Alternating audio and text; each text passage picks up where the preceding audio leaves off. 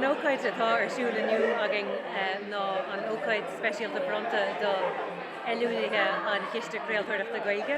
Tá me sé ddíreach críonathe le scéim de leirthirí faoilann de chuid chiiste creaaltúireachta na Gaeilge. Seo lá dearnach agamsa, so tá brúna an dúdarm go mé críocna Cumáile taithí ibre,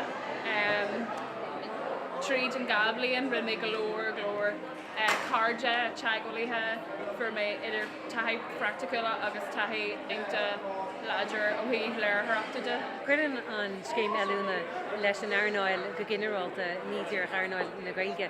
Cúpla loisúir an a loidir an sin go cínte agus tá cúpla agarthóir an bhaid an freisin. Agus cúpla stúrthóir mai. Agus dúir chéad tá go gcónaí dúir mar a héantú taithí rud ag an ascríonn rudí eile agus chuintú le a féid taithí agus tá an búna eile chun tosaí. Hána le gine hánig fríos dorsa gine bhí sin arrós, bhí sin thbar, thu sin an cin hí fihirod le Johnnyhacu, bhí sin a ganas ar tógraí ó maiile bheith ag lé na taide agus an cinneal sin. Le mar chulach bog agus go leor tógraí ar a tabla. Caihí a hanna le gine is cuma mar tá tú blion staras nó mar tá tú lá fríte doras. Caihí tú sí síos agus an obair céarna is dhéanana na daine eile a dhéanú. Agus dúirí lá lig sin a dhéanú. Furas anna chuid as an mblion, de bhí sé úntaach chun tuile taithí a háilt, chun dolisteach a ggólach i gceart agus a bheith ag obair mar gona profisiúnta agus níor bhreathas go ráthas mar réinálí a hiile bhuilis agat.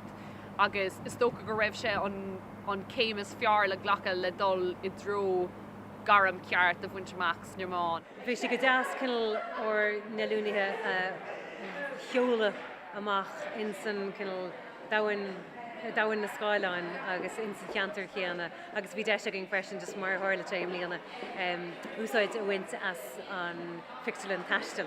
Bhil an tíir chará nach féidir an chuirtmhail go bhfuil deir leis an bblion. Blion ítach a bhí an cracked in scoil agus taithí ibre in scoil. Play hard, work hard like, ach ní hé seo an Jerry, níl an na seach an tús.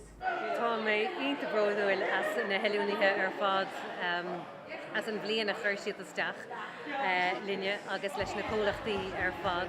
Tá si go amachchanis ag etal go dahain nua agus in san airnáil Gaeilge agus san airnáil Bhéarla sa léarfáin telefíse. Tá me sé gobar le tobar le gablion anuas, so tá mé chun leanúin Siráile ar fií sa eile agus Tásúla go mé bé an fannach le tobar tá chrí sa cholaach, so tá mé bras asta agus tásúla an ggóil tóí mai gal roiin ar fad.